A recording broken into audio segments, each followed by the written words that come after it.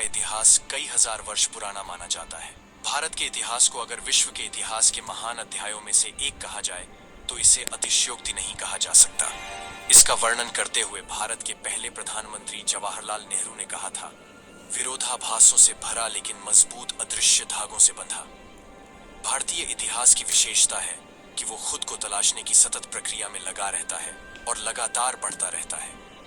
इसलिए इसे एक बार में समझने की कोशिश करने वालों को ये मायावी लगता है। इस वीडियो में हम भारत के इतिहास को मानव के जन्म से लेकर आज के आधुनिक भारत के बनने तक के पूरे सफर को देखेंगे। आर्कियोलॉजिस्ट का अनुमान है कि धरती पर सबसे पहले मानव जैसे लोग आज से लगभग 53 लाख वर्ष पूर्व प्रकट हुए। धीरे धीरे कई प्रकार के मानव धरती पर अस्तित्व में आए, परंतु कुछ समय के पश्चात वह लुप्त हो गए। अगर आज के मानव की बात करें, जिन्हें हम होमो सेपियंस कहते हैं, वह होमो सेपियंस लगभग 2 लाख वर्ष पूर्व पूर्वी अफ्रीका में धरती पर अस्तित्व में आया। माना जाता है कि सबके पूर्वज अफ्रीकी ही थे। भारत के इतिहास को हम युगों के अनुसार देखते हैं। पहला है प्री हिस्टोरिक पीरियड, यानी कि पूर्व ऐतिहासिक काल। इस काल में मनुष्य ने घटनाओं का कोई लिखित विवरण नहीं रखा। इस समय के विषय में जो भी जानकारी मिलती है वह पाषाण के उपकरणों, मिट्टी के बर्तनों, खिलौने आदि से प्राप्त होती है। स्टोन एज यानी कि पाषाण युग इतिहास का वह काल है जब मानव का जीवन पत्थरों पर अत्यधिक निर्भर था, जैसे पत्थरों से शिकार करना, पत्थरों की गुफाओं में शरण लेना, पत्थरों से आग पैदा करना। पाषाण युग 5 लाख से 2 लाख साल पहले शुरू हुआ था।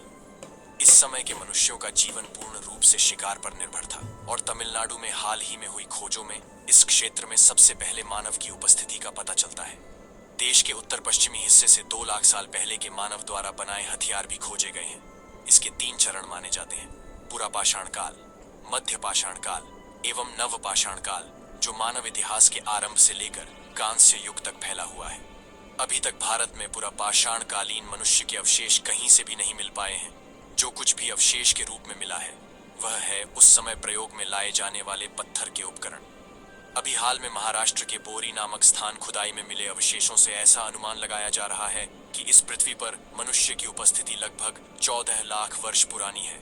मध्य प्रदेश के भोपाल नगर के पास भीमबेटका में मिली पर्वत गुफाएं एवं शैलाश्रय भी महत्वपूर्ण है। यहाँ आदि मानव द्वारा बनाए गए शैल चित्र है। इन चित्रों को पुरा पाषाण काल से मध्य पाषाण काल के समय का माना जाता है। ये भारत में मानव जीवन के प्राचीनतम चिन्ह है। ऐसा माना जाता है कि यह स्थान महाभारत के चरित्र भीम से संबंधित है एवं इसी से इसका नाम भीमबेटका पड़ा। भारत में मानव जीवन का प्राचीनतम प्रमाण 1 लाख से 80,000 वर्ष पूर्व का है। माना जाता है 75,000 साल पहले आधुनिक मनुष्य या होमो सेपियंस अफ्रीका से विश्व के अनेक हिस्सों में बसना प्रारंभ किया और उसी समय ये भारतीय उपमहाद्वीप में पहुंचे थे, जहां वे पहले विकसित हुए थे। इसके बाद आया कांस्य युग, ब्रॉन्ज एज उस काल को कहते हैं जिसमें मनुष्य ने तांबे और रांगे की मिश्र धातु का उपयोग किया। इतिहास के ग्राफ पर देखा जाए तो यह समय ताम्र युग और लौह युग के बीच का था। कांस्य युग की सबसे खास बात यह थी कि इस युग में मनुष्य ने शहरी सभ्यताओं में बसना शुरू कर दिया था और दुनिया भर में पौराणिक सभ्यताओं का विकास हुआ। इस युग के लोगों ने धातु विज्ञान और हस्तशिल्प में नई तकनीक विकसित की और तांबा, पीतल, सीसा और टिन का उत्पादन किया। भारतीय उपमहाद्वीप में कांस्य युग की शुरुआत लगभग 3300 ईसा पूर्व सिंधु घाटी सभ्यता के साथ हुई थी, जिसका सबसे आधुनिक बसा शहर हड़प्पा उस जमाने की उत्कृष्ट कला का एक बेहतरीन नमूना है। प्राचीन भारत का एक ऐतिहासिक हिस्सा होने के अलावा यह मेसोपोटामिया और प्राचीन मिस्र के साथ साथ विश्व की शुरुआती सभ्यताओं में से एक है। यह कहना अतिशयोक्ति नहीं होगा कि कांस्य युग में सिंधु घाटी सभ्यता एक विकसित सभ्यता थी। अब शुरुआत होती है भारत के अर्ली हिस्टोरिकल पीरियड। इस काल की शुरुआत वैदिक काल से होती है। प्राचीन भारत के इतिहास में वैदिक सभ्यता सबसे प्रारंभिक सभ्यता है, जिसका संबंध आर्यों के आगमन से है। माना जाता है कि आर्यों का एक वर्ग भारतीय उपमहाद्वीप की सीमाओं पर 2000 ईसा पूर्व के आसपास पहुंचा, लेकिन आर्यों के भारत में आने का न तो कोई पुरातत्व उत्खननों पर आधारित प्रमाण मिला है और न ही डीएनए अनुसंधानों से कोई प्रमाण मिला है। इसीलिए आधुनिक विद्वान यह मानने लगे हैं कि वैदिक सभ्यता भारत में ही शुरू हुई थी और आर्य भारतीय मूल के ही थे। आर्य लोग खानाबदोश गडेरियों की भांति अपने जंगली परिवारों और पशुओं को लिए इधर से उधर भटकते रहते थे।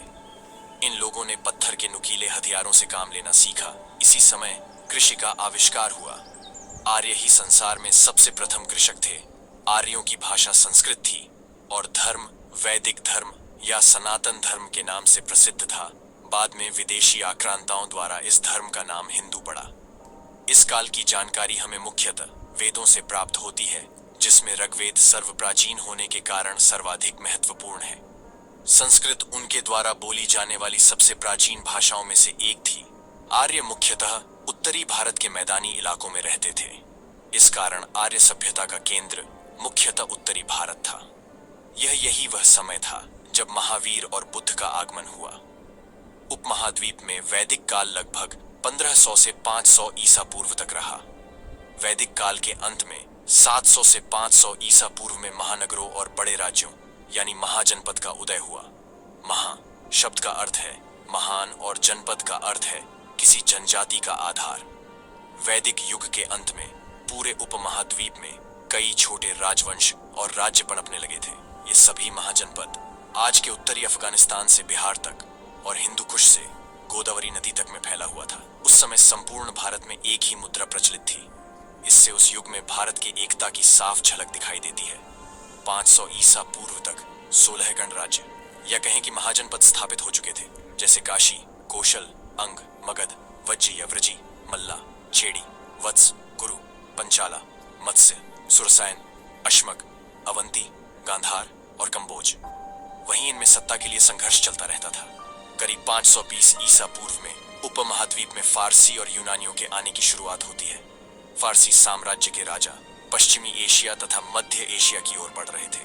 558 ईसा पूर्व से 530 ईसा पूर्व में इन्होंने हिंदू कुश के दक्षिण के रजवाड़ों को अपने अधीन कर लिया, जो कि वर्तमान में पाकिस्तान और अफगानिस्तान है।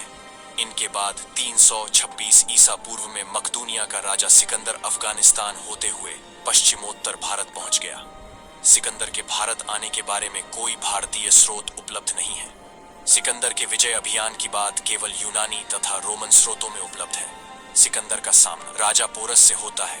सिकंदर और पोरस का युद्ध झेलम नदी के तट पर हुआ, जो हाइडेस्पीच का युद्ध कहलाता है।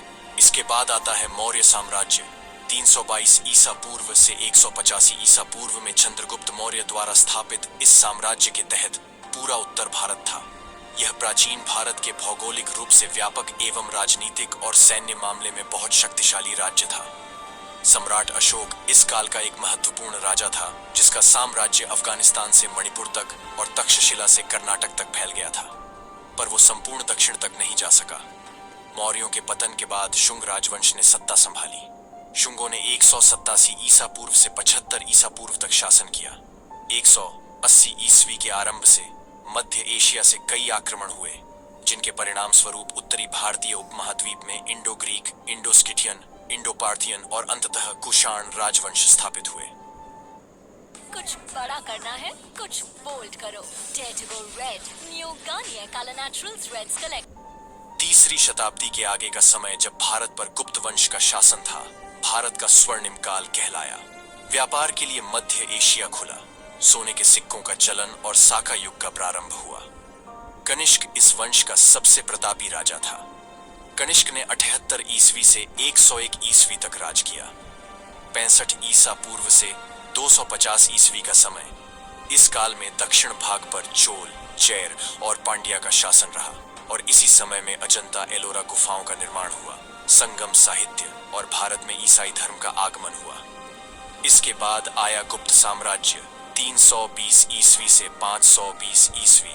इस काल में चंद्रगुप्त प्रथम ने गुप्त साम्राज्य की स्थापना की। उत्तर भारत में शास्त्रीय युग का आगमन हुआ। समुद्रगुप्त ने अपने राजवंश का विस्तार किया। 500 ईस्वी से 606 ईस्वी का समय, इस युग में हूणों के उत्तर भारत में आने से मध्य एशिया और ईरान में पलायन देखा गया। उत्तर में कई राजवंशों के परस्पर युद्ध करने से बहुत से छोटे राज्यों का निर्माण हुआ। 606 ईस्वी से 647 ईस्वी का समय, इस समय हर्षवर्धन के शासन काल में प्रसिद्ध चीनी यात्री हेन त्सांग ने भारत की यात्रा की। हूणों के हमले से हर्षवर्धन का राज्य कई छोटे राज्यों में बंट गया। यह वह समय था जब डेक्कन और दक्षिण बहुत शक्तिशाली बन गए थे। दक्षिण राजवंश 500 ईस्वी से 750 ईस्वी। इस दौर में चालुक्य, पल्लव और पंड्या साम्राज्य पनपा और पारसी भारत आए। 750 से 1000 ईस्वी। इस समय उत्तर भारत और डेक्कन में कई शक्तिशाली साम्राज्यों का उदय हुआ था, जिनमें पाल, प्रतिहार और राष्ट्रकूट सबसे महत्वपूर्ण थे। राष्ट्रकूट साम्राज्य सबसे लंबे समय तक चलने वाला साम्राज्य था, जो अपने समय में सर्वाधिक शक्तिशाली भी था। इसी दौर में राजपूत कुलों का उदय हुआ। इस अवधि में ही भारत पर तुर्कों का आक्रमण हुआ। 8वीं सदी में सिंध पर अरबों का अधिकार हो गया। ये इस्लाम का भारत में प्रवेश माना जाता है।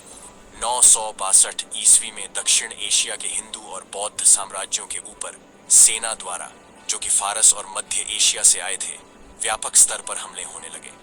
इनमें से महमूद गजनवी ने सिंधु नदी के पूर्व में तथा यमुना नदी के पश्चिम में बसे साम्राज्यों को 997 ईस्वी से 1030 ईस्वी तक 17 बार लूटा।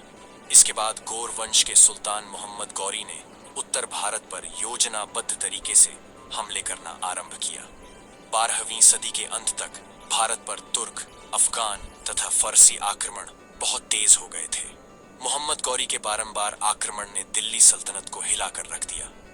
1192 ईस्वी में तराइन के युद्ध में दिल्ली के चौहान वंश के शासक पृथ्वीराज चौहान पराजित हुए और इसके बाद दिल्ली की सत्ता पर पश्चिमी आक्रांताओं का कब्जा हो गया। हालांकि मोहम्मद गौरी पृथ्वीराज को हराकर वापस लौट गया, पर उसके गुलामों ने दिल्ली की सत्ता पर राज किया और आगे यही दिल्ली सल्तनत की नींव साबित हुई। ये 5 वंश थे: गुलाम वंश, खिलजी वंश, तुगलक वंश, सैयद वंश तथा लोदी वंश। इनमें से पहले 4 वंश मूल रूप से तुर्क थे और आखिरी अफगान था। अब भारत में शुरुआत होती है मुगल वंश की। फरगाना वैलर, जो कि आज का उज्बेकिस्तान है, कि तैमूर और चंगेज खान के वंशज बाबर ने सन 1526 में खैबर दर्रे को पार किया और मुगल साम्राज्य की स्थापना की, जहां आज अफगानिस्तान, पाकिस्तान, भारत और बांग्लादेश है। बाबर ने दिल्ली के सुल्तानों में आखिरी सुल्तान इब्राहिम शाह लोदी को पानीपत के पहले युद्ध में हराया। बाबर के बाद मुगलों की कई पीढ़ियों ने भारत पर शासन किया। मुगल वंश अगले 300 वर्षों तक चला। सन 1600 तक मुगल वंश ने ज्यादातर भारतीय उपमहाद्वीप पर राज किया। इसी समय दक्षिण पूर्वी तट से पुर्तगाल का समुद्री व्यापार शुरू हो गया था। बाबर का पोता अकबर धार्मिक सहिष्णुता के लिए विख्यात हुआ। उसने हिंदुओं पर से जजिया कर हटा लिया। 1659 में औरंगजेब ने इसे फिर से लागू कर दिया। औरंगजेब ने कश्मीर में तथा अन्य स्थानों पर हिंदुओं को मुसलमान बनाया। उसी समय केंद्रीय और दक्षिण भारत में शिवाजी के नेतृत्व में मराठे शक्तिशाली हो रहे थे। कहा जा सकता है कि मुगल वंश के पतन का कारण मराठा ही थे। औरंगजेब ने दक्षिण की ओर ध्यान लगाया तो उत्तर में सिखों का उदय हो गया। औरंगजेब के मरते ही 1707 में मुगल साम्राज्य बिखर गया। उपनिवेश और ब्रिटिश राज की शुरुआत 17वीं शताब्दी के मध्यकाल में पुर्तगाल, डच, फ्रांस, ब्रिटेन सहित अनेकों यूरोपीय देशों, जो कि भारत से व्यापार करने के इच्छुक थे, उन्होंने देश में स्थापित शासित प्रदेश, जो कि आपस में युद्ध करने में व्यस्त थे, का लाभ प्राप्त किया। यूरोपीय देशों की आपसी लड़ाई में ब्रिटिशों ने पुर्तगाल, डच और फ्रांस को हरा दिया और 1840 ईस्वी तक लगभग संपूर्ण देश पर शासन करने में सफल हुए। 1857 से ही अंग्रेजों के विरुद्ध विरोध प्रदर्शन शुरू होने लगे थे। 1857 का विद्रोह भारतीय स्वतंत्रता के प्रथम संग्राम से जाना जाता है। के बाद भारत का अधिकांश भाग सीधे अंग्रेजी शासन के प्रशासनिक नियंत्रण में आ गया। 20वीं शताब्दी के प्रारंभ में अंग्रेजी शासन से स्वतंत्रता प्राप्ति के लिए संघर्ष चला। अंग्रेजों की फूट डालो और राज करो की नीति के कारण पिछले कुछ सालों में हिंदुओं और मुसलमानों के बीच धार्मिक तनाव बढ़ता गया। खासतौर पर पंजाब और पश्चिम बंगाल जैसे प्रांतों में महात्मा गांधी ने दोनों धार्मिक समुदायों से एकता बनाए रखने की भी अपील की। इस संघर्ष के परिणाम स्वरूप 15 अगस्त 1947 को भारत ने अंग्रेजी शासन से स्वतंत्रता प्राप्त की, मगर देश का विभाजन कर दिया गया। दोस्तों, दुनिया में कई सभ्यताओं जैसे ग्रीक, रोमन और मिस्र ने उदय और पतन देखा। भारतीय सभ्यता और संस्कृति इससे अछूती रही। इस देश पर एक के बाद एक कई आक्रमण हुए, कई साम्राज्य आए और अलग अलग हिस्सों पर शासन किया, लेकिन भारतवर्ष की अदम्य आत्मा पराजित नहीं हुई।